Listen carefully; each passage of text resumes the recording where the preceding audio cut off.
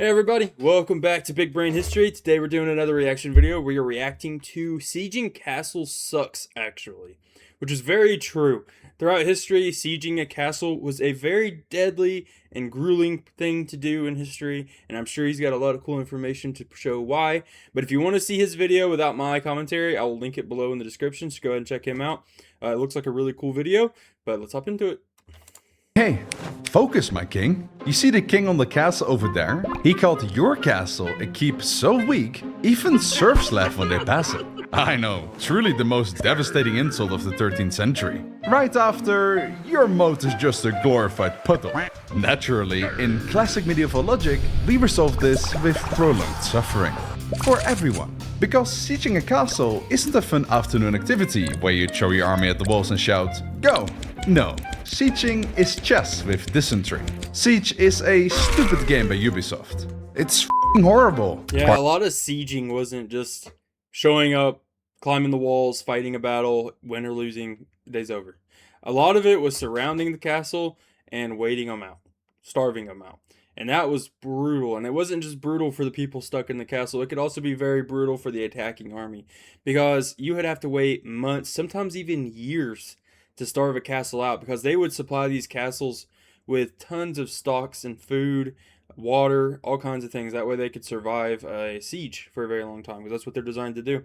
So it would take a long time, and then it would get to the point, and this happened a lot in history. It would get to the point where people inside the walls, they would start resorting to eating clothing, rats, horses, whatever they could possibly eat. Some things they shouldn't eat, they would start eating. But also, it wasn't just starvation; disease was rampant during siege. Even for the attacking armies would usually get hit by diseases, and it would kill a lot of attacking armies. Because if you have tens of thousands of soldiers and they're all just sitting in one place, and a lot of times they weren't very sanitary with the way they got rid of their waste, disease would usually spread and both sides would start losing soldiers. So it would kind of come down to who could survive disease and starvation the longest. So sieges weren't all the glory that you see in the movies. A lot of times they just sucked. Pardon my speech, my lord. So, how does a king with 1,000 men take a fortress defended by 1,000 more? Ethically, you don't.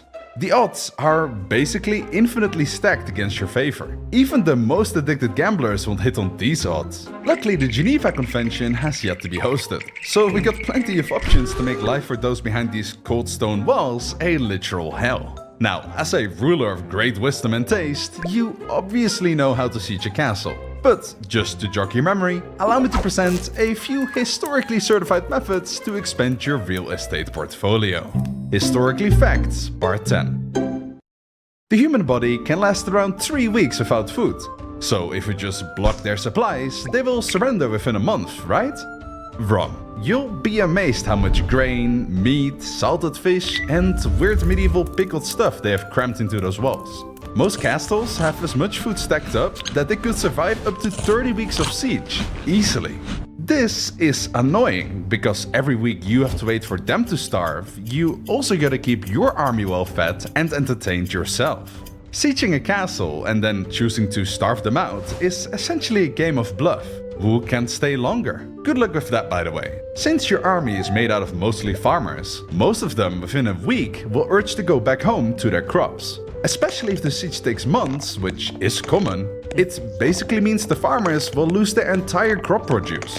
At that point, your frustrated soldiers will start deserting left and right. And when armies that were being sieged were running out of options and they were starving, sometimes they would take really drastic steps to try to survive. Like, there's an infamous one where Julius Caesar is attacking one of the Gallic tribes, and he's got the city surrounded. And he builds fortifications outside of the city. So he builds his own wall all the way around the city and has his soldiers facing them, so they can't get in or out of the city. Well, the city comes down to where they're not going to surrender, but if they don't surrender, they're going to starve to death. So to try to reduce the amount of mouths to feed, they decide to get all of the elderly and the women and children, and they're going to kick them out of the city. And they thought that if they kicked them out of the city, they would walk over and the Romans would take them in, or at least the Romans would let them out. But that didn't happen. The Romans also didn't want to have to feed the extra mouse. So all of the women, the children, and the elderly, they're walking out of this city, and they're walking up to the Romans, and the Romans just say, "No, you're not coming in. We can't feed you. We're not taking care of you." And the Romans thought that maybe they would go back into the city, but they wouldn't let the women, children, and the elderly back into the city either. So for weeks, the women, the children, and the elderly walked around this no man's land between the Roman army and their own army. They were ripping up grass, trying to eat grass. They were like sucking on rocks. They were doing whatever they could just to try to figure out a way to feed themselves. They were screaming and crying. And then for weeks, both sides just watched this horrific sight of all of these innocent people starve to death. And then eventually they did. And both sides just watched. And it's horrendous. And I'm sure that happened many times in history. It's just famous that happened under Julius Caesar's siege. But sieges are horrific tragedies that I think Hollywood has done a disservice to, because Hollywood just makes them look like it's all amazing action. They show up, they start launching catapults, they start climbing the walls, but you're forgetting all of the tragedy that happens, and that just isn't shown in movies, and it's really horrible. And the moment your army looks weak, the castle doors will slam open, and the enemy will strike you at your most vulnerable. It's no surprise that the siege of Kenilworth in 1266 went so wrong. The royal army tried starving out the rebels for 6 entire months. And did they surrender? Nope. The defenders built fish ponds, had their own mills, and were basically vibing, while King Henry III's army was busy catching dysentery in the mud. Eventually, the attackers had to give up because, plot twist, they were the ones starving. Incredible strategy. Siege yourself. Truly. Starving yourself outside someone else's house. Worst yet, all the farmers hate you now. Because A, they died, and B, even worse, their crops are gone. So their family will die of starvation next. Now, oh well, just another Tuesday in the Middle Ages. One thing I want to say too is when you think about sieges, you think of medieval history or ancient history. This is not an ancient thing. These can still happen. During World War II, the Nazis attacked the Soviet Union. They invaded the Soviet Union. Well, when they came across the city of Leningrad, they wanted this city because it has the name of Vladimir Lenin in it. But they didn't want to just go in and take it. So the Germans decided to surround the city and put it under siege, Leningrad. This was a terrible, terrible human tragedy that happened in World War II, and a lot of people I don't think know about it, because the Germans surrounded Leningrad, and I think they had it under siege for three years. I believe it was 3 years. They had the city completely surrounded, and they would not let food into the city or water, and it became a disaster. The people of Leningrad, and there was over 1 million people in the city, the people of Leningrad were eating rats, they were eating horses. There's video, you can actually find pictures online of them eating a horse's corpse. They were breaking into broken water lines, and they were all just like they had their whole faces in the ground trying to suck the water out of the water pipes. It's horrific, and millions of people died in this siege of Leningrad, or maybe 1 million. I need to look here. I'll look up the number. Hold on a second. Okay, so here's the siege of Leningrad. It's got a cool picture of the Soviet anti-aircraft battery in Leningrad. So it was actually sieged for 2 years, 4 months, and 19 days. So I was a year off.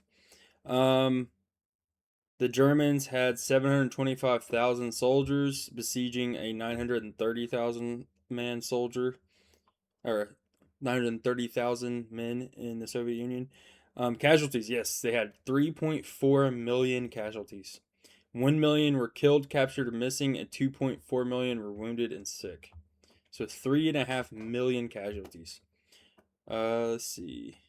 And that wouldn't just be on the Soviet Union. The Germans surely lost many too, but it's unknown. But yeah, you can see some really cool pictures. German soldier in front of a burning house and church near Leningrad. It's a terrible human tragedy. But I wanted to bring this up because it shows that a lot of people like hear siege and they think, oh, that's something from the Middle Ages. That can't happen anymore. No, this still very much happens. And it's horrible even today. But fret not, my king. When starvation fails, we turn to humanity's second favorite method. Run at enemy and hit it till it moves no more. This is the classic option. You know it, I know it. The people back home in the tavern already have money on how many of your soldiers are going to get kebabbed on a bike. Storming a castle is the equivalent of telling your army, hey, go fight a bear in a phone booth, and by the way, the bear has boiling oil, crossbows, boulders, and a personal grudge. Wait, phone booths don't exist yet. Anyway, storming sounds heroic. Flags waving, ladders slamming onto stone, horns blaring, but in reality, it's one of the fastest ways to mulch your army. First problem, walls. Big, fat medieval walls designed to survive literal centuries of war. You can't exactly run up to them and politely knock. Second problem, high ground. Archers will turn your men into pincushions before they even get close. And third problem, morale. Nothing drains morale like watching your friend try to climb a ladder only to get yeeted off by a boulder the size of his hopes and dreams. So, Yeah, sieging a city was a very, very difficult prospect to do, especially attacking it. The defenders of these cities, they would have amazing ways, like really innovative ways to defend their city. They would drop boulders down. They would have hot tar that they would pour down on the soldiers.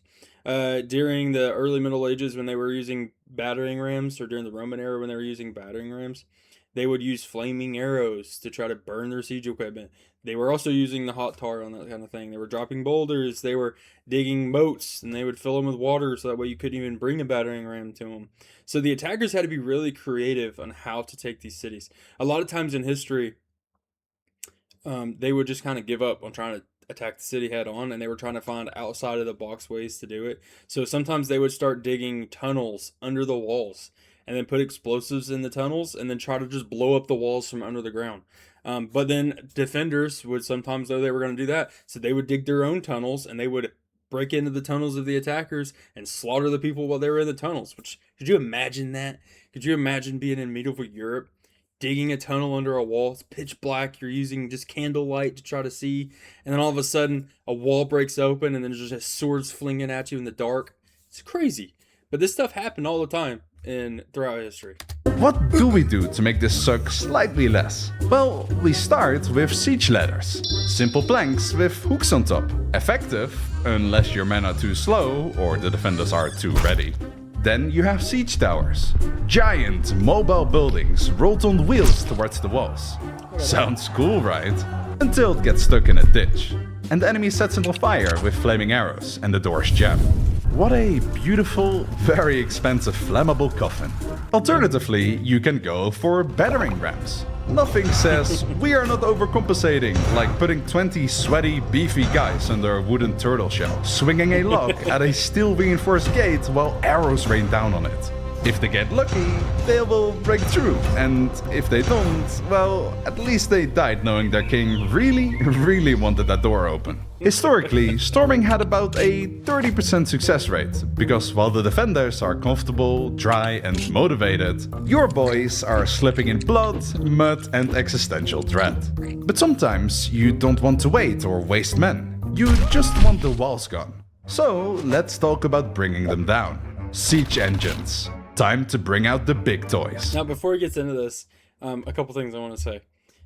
Could you imagine the mentality of being one of these attackers? Like, imagine being a soldier in the attacking army trying to take a city, and you're asked to be the first one to climb up the siege ladder, or to be the first one off the siege tower, or to be under the roof of the battering ram. That would be a terrifying thing to do, and yet people did it all the time, and it's crazy. Same thing with older wars, like World War One. Could you imagine being a soldier that's ordered to go over the top and go into no man's land? Some things soldiers have to do in history are unimaginably difficult and brave to do, and it blows my mind. But one thing I do want to talk about, we're talking about the archers shooting at the attacking army from the walls. There's actually a really cool story of something like this happening with Richard the Lionheart, who was the king of England, and he was on a crusade. And he was, well, not when he died, but he was attacking his city the day he died. He was famous for not ever being in England. He was always on campaigns fighting wars, which were really costly for the English. That had to pay for all of it, and their king was never around. But he was a very brave attacker, which is how he got the name Richard the Lionheart. Well, one day he was attacking a city, and he was talking to some soldiers, and an arrow came through and hit him. I can't remember where it struck him. I don't remember where it hit him. But anyways, the arrow hit him, And it turns out the kid that shot him was actually, I think he was 13 years old, somewhere around there. And the soldiers managed to capture him. And while the king was trying to recover from the arrow wound, he ordered that the boy not be harmed because he was just doing his duty. He's just a soldier, and he got a lucky shot on the king of the attacking army, and Richard kind of respected that. So Richard ordered that, hey, if I die or something happens, I don't want anything done to that boy. He was just doing his job. Well, unfortunately, the king got an infection, and Richard the Lionheart died. So a 13-year-old boy got a lucky shot, killed the king of England. Well, when he died, the soldiers didn't listen to him, and they skinned the boy alive, which is horrible. But it shows how brutal these sieges could be, and how dangerous it could be for an attacking army too, because at any moment you might just get a random arrow flung through your face.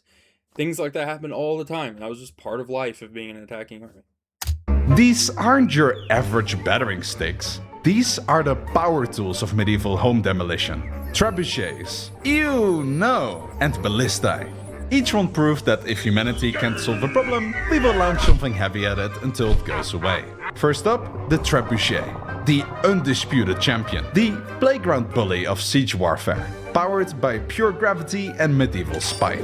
It flings 90-kilogram boulders over 300 meters like it's skipping stones. Rocks? Sure. Deceased corpses? Absolutely. A barrel of insults tied to a goat? If you can fit it in the sling, go for it. Seriously. In you go, guys. Best of luck. Dude, not my sponsor segment. Psych, gotta pay the bills. I got another one for you.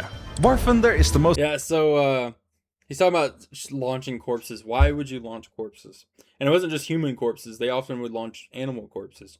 The Mongolian Empire is one of the first empires in history to weaponize biological warfare. When they attacked Baghdad during their expansion, they destroyed the city of Baghdad, like, completely. But one of the ways they did it was they were launching diseased animal corpses into the city of Baghdad because they knew the disease would spread amongst the defenders. And that's biological warfare. They found out in the Middle Ages how to weaponize diseases.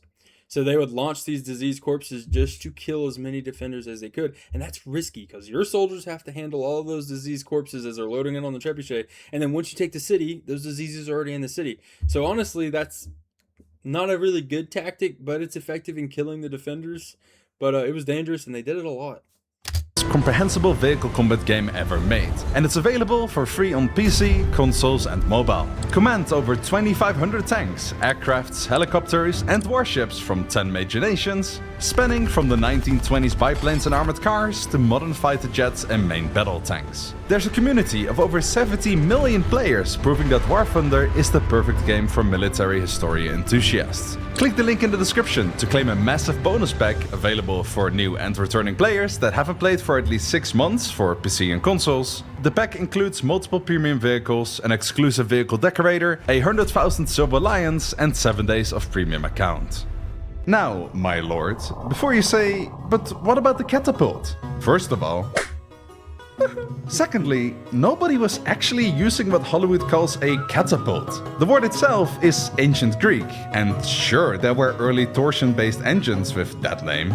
But by the times castles were popular, those things were long gone. Too weak, too short-ranged, too embarrassing to show up with.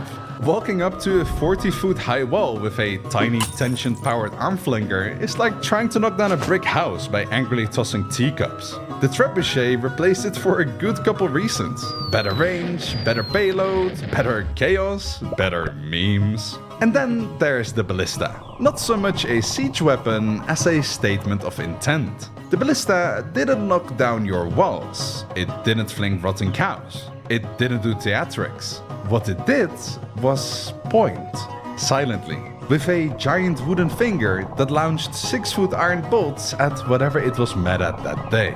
The ballista wasn't for stone. It was for people, generals, messengers, that one unlucky archer who thought he was safe behind the battlement. It was the assassin of siege engines. While trebuchets were lobbing chaos into courtyards, the ballista was aiming. Yeah, so the ballista is a terrifying thing to look at and use, but that is actually really ancient technology. the Roman Empire had a very early version of the ballistae, and they were able to load up arrows onto it or bolts onto it, and they could launch them really quickly. So it's like a really ancient version of a Gatling gun. Obviously, it wasn't nowhere near as fast as a Gatling gun, but you could reload it and shoot it pretty quick. And it launched these big bolts that would go right through enemy shields or whatever. They weren't the size of a ballista, and I don't even think they called them ballistas. I can't remember what they called them. I want to say it was something Scorpion or Scorpio or something like that.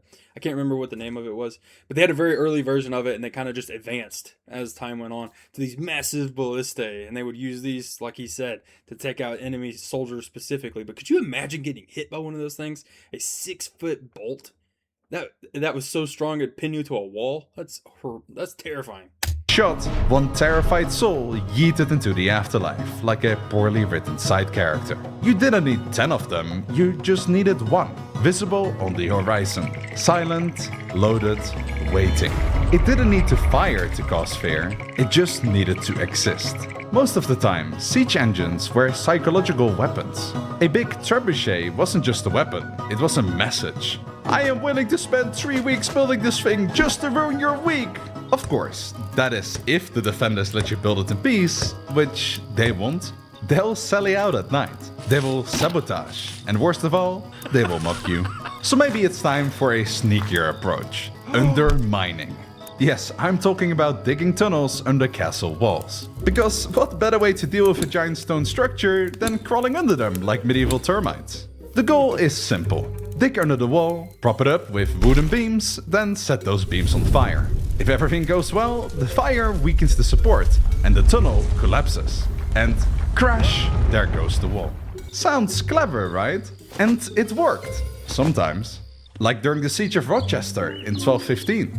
King John, yes, that one from Robin Hood, undermined the corner of the keep by burning fat pig under the props. The wall tower collapsed. Brilliant stuff. But this method also wasn't flawless. Tunnels took weeks to dig. They were often discovered and countermined. And even if they weren't, collapsing a wall segment doesn't guarantee victory. You still have to rush through that hole and, surprise, the enemy probably built a second wall behind it. Medieval architects were petty like that. At this point, my king, you might be thinking, isn't there an easier way? Yes. Be terrible. Let's talk about biological warfare. Castles were full of people. People with immune systems, or lack thereof. So when things got desperate, or when you were just feeling creative, you threw in disease.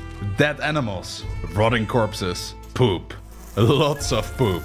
That wasn't just spite, it was strategy. Contaminate their water supply, break their morale. You don't need a sword if dysentery kills them first.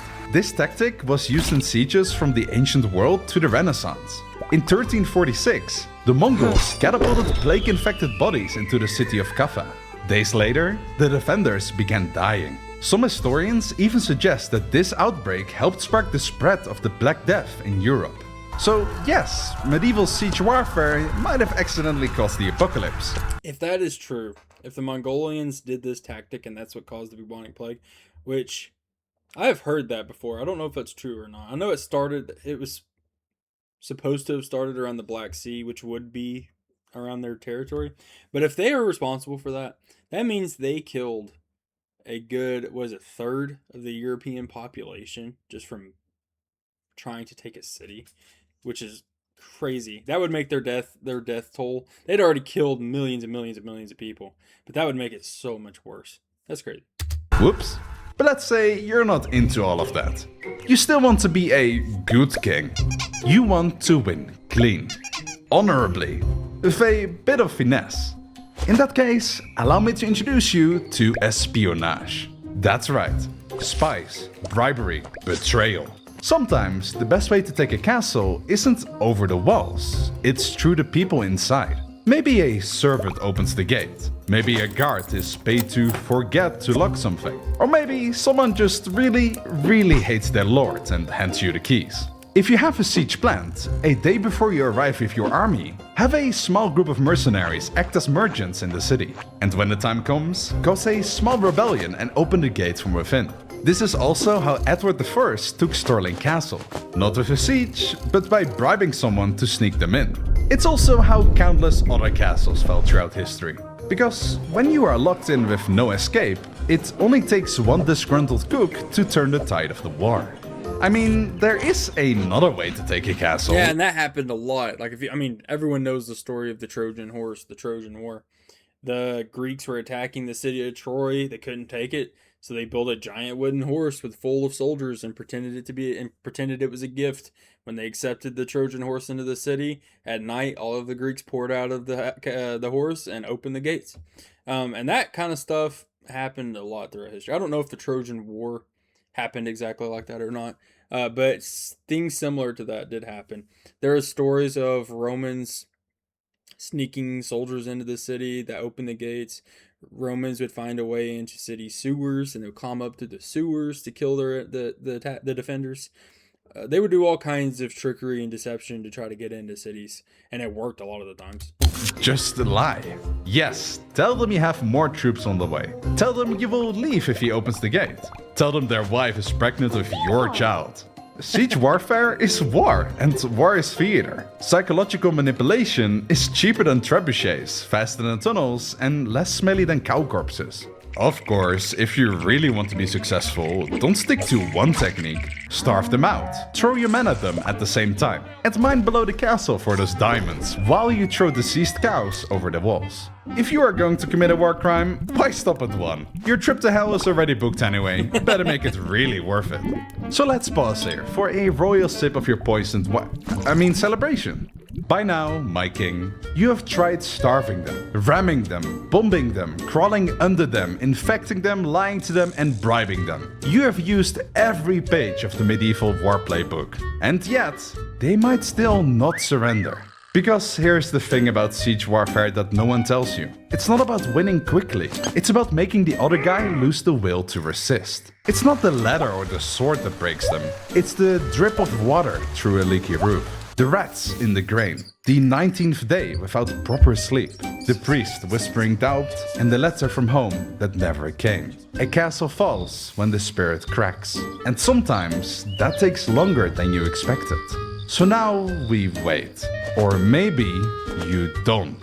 Maybe you stop pretending that there is still a line to cross. Maybe you step beyond the edge and leave humanity behind. Take hostages, take the old, the sick, the children. Display them where the defenders can see. No words, just silence. Let their eyes carry the message. Then do what cannot be undone. Slowly, painfully, publicly. So the screams crawl up the walls and nest inside every soldier's skull. Still no surrender? Then drag the other villagers forward. The same ones their lord swore to protect. The same ones the soldiers on the wall are family of. Line them up.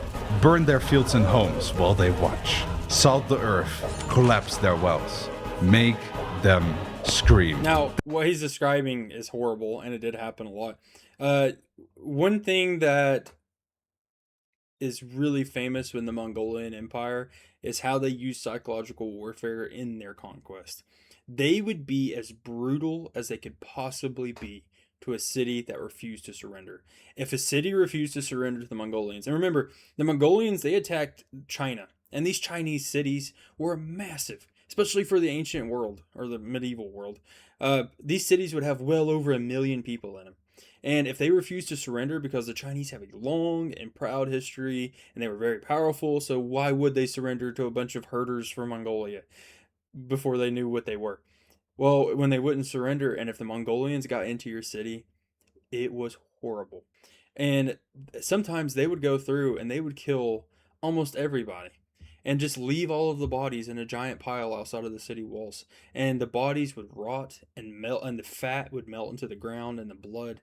And people said you could smell these cities from miles away because of all the dead, rotting corpses that they just left out in the sun, because they wanted people to know what happened if you didn't surrender to the Mongolians. And the reason they did this, it's terrible and it's horrible, but it was practical, because if you did this to a city and then a month later the Mongolian army comes to the next city over and they know all of what the Mongolians did and the Mongolians asked you to surrender, they're going to think really hard about fighting, because they know if they fight and they lose, they know what's coming for them. But if they did surrender, then the Mongolians were often lenient. So that was a really good psychological warfare. They would use terror and violence as a way to intimidate their enemy, and it worked a lot of the times. This isn't strategy anymore. This is legacy. You're going to make them experience how it is to lose everything. Not just land, not just life, but hope. And when the last gate creaks open, not in surrender, but in despair, you will walk through. Not as a king, but as the story they will never tell their children. No flag will rise, no bards will sing. Only smoke, only silence. And in that silence, they will all understand. You are death incarnate. Oh yeah, and don't forget to check out today's sponsor, War Thunder. Make sure to click the link in the description to claim a massive bonus pack, which includes multiple premium vehicles, an exclusive vehicle decorator, 100,000 silver light. Yeah, so I think that was a really good video. I love his animation style. I've never seen one of his videos before, but I thought that was really good. I will definitely be checking his videos out more in the future. If you liked the video, please leave a like and subscribe. It helps me out a lot. Like I said, if you want to watch his videos without my commentary, I'll leave a link in the description below. So go ahead and check him out if you're interested. He seems really great, so I'm sure he's got a lot of videos that you'd be interested in. But thank you so much for watching, and I really appreciate you guys, and I hope you all have a great day.